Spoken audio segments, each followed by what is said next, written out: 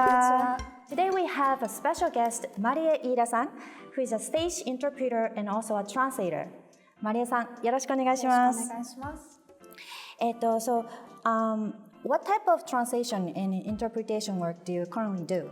Right now, translation, works with written text. I do a lot of nonfiction work, including I translate essays, academic articles, nonfiction books, and so on. Oh, many different kinds. Yeah, and I also do interpretation, mostly consecutive on-stage interpretation for the Great Japan Society to start, and also other cultural institutions in the city and events and so on. Both are exciting, and both are working with language, so there are a lot of similarities. Do you enjoy one more than the other? I think my first love is always on-stage interpretation, just because you get to meet and work with so many people of different walks of life. Whereas with translation, you're mostly working alone? Yeah, I think it's more of an introverted lifestyle. You really get to immerse yourself in the text, and you can work at home if you want. And there's also two types of interpretation as well, which is consecutive and simultaneous. And of course, in consecutive interpretation, you begin to interpret right after the original speaker finishes. But in simultaneous interpretation, the interpreter actually begins interpreting while the original speaker is still talking. Have you done that too? On occasion, I've done simultaneous interpretation as well, but I'm still training. It's very difficult. I have all the respect in the world for simultaneous interpreters. Because how do you say something while still listening to someone speaking? And you have to kind of focus on both speaking and listening at the same time, right? Exactly. The listening part is very, very crucial. Wow.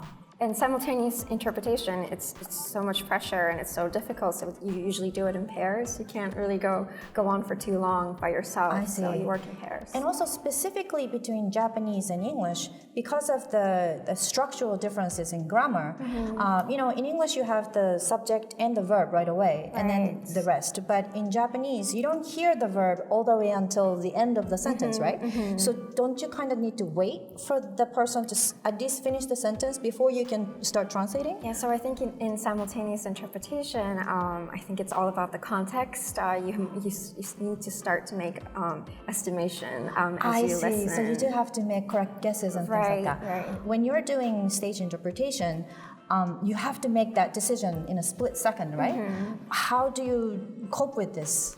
I think the important thing is the preparation that goes on for me. I at least prepare for 2 weeks in advance before a specific event. I try to really familiarize myself with the person that I'm interpreting for, their personality, the type of language that they use. The type of terminologies maybe that they're exactly, in a different specific field. So you have a feel for their context.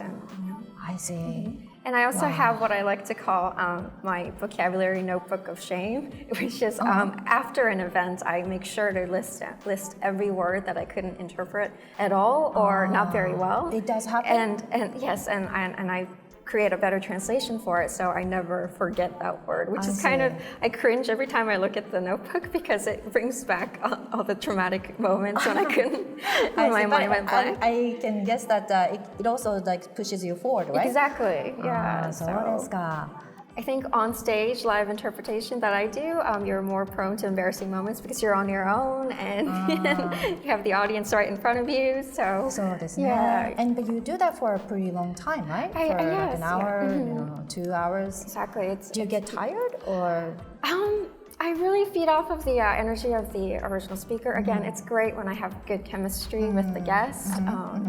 And the audience seems to be enjoying it. I think whether or not the audience is having a good time is a great indicator of how you're doing as an interpreter. Guests that use a lot of kan-youku or yojichukugo, the 4-character idioms in Japanese, is quite tough because, for instance, I'm sure you're sensitive to that because you're a teacher of Japanese language. For instance, like sessa takumani. There's so many meaning packed into each kanji characters, and it's That is beautiful, so true. and you feel compelled to translate everything, but you're also pressed for time. So そうですね。ああ、なるほど。I mean, you can simply say that it means to work hard, or Right. to give it your best, but it doesn't carry that sort of The like gravity, the exactly, weight. exactly, and how the Yojichukugo sounds more sort of how to say. Kind of like an older expression with a tradition, that carries a tradition, and history, right? And another phrase that came up in a business meeting was ichigu o terasu, which means to you do your own part and it contributes to the greater good of the world. But there's that word terasu, to shine on. So I think I said something like you light up a corner of your life, so on, things like that. And there's so many interesting idioms in English too. そうですね。Such as, the cream rises to the top. I mean, as a Japanese person living in Japan, you just never encounter idioms like that. So one of my favorite phrases is komorebi. Oh, yeah. And I had a very difficult time translating that because my English was not good enough. But what I try to explain is it's not just that komorebi means the sunlight, filtered through the leaves, but it's also the warmth that the word carries. It's the dance of the sunlight, as the leaves, move in the breeze. It's this entire atmospheric feeling that this word carries. For on-stage interpretation, I think it's fine to add words of your own that wasn't necessarily spoken by the original speaker if you feel that it'll help convey it better to the audience. And I also, sometimes an interpreter will just say komorebi and then follow up with an explanation of the word, just so that the audience can experience, even if they don't understand the sound of that particular word. そうですか。 What's interesting about Japanese words is that they're positive words, but it has like a sad connotation or a yoin into it. True. So, I agree. Yeah, those words are very beautiful in Japanese. I'd like to hear a little bit about your interpretation techniques. Sure. For instance, when somebody is speaking and they're going on and on, kind of a pretty long sentences, then you have to take notes, right? Sort of quickly. Is there any particular sort of like a methodology or?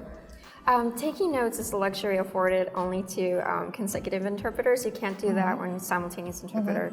I usually jot down keywords just to remember the key points, and I write in shorthand, of course, and it's usually completely illegible.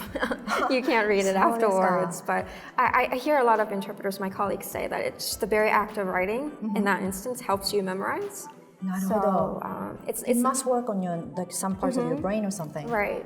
Are you ever allowed to actually stop the guest if they're just going forever? Sure. And they maybe forgot about having to have the translation? For on-stage interpretation, I think you are allowed to do that because when they're speaking a native language and they're going on for so long, the audience can lose focus as well, right? So rhythm is also important. So on occasion, I do ask them to cut it short. Do you have any advice for those who are watching who might be interested in maybe pursuing a career of interpreter or translator? Like I mentioned, I didn't go through the formal training route, which is, you can of course go to school to be an interpreter, but if you're not pursuing that particular road, I would say just read.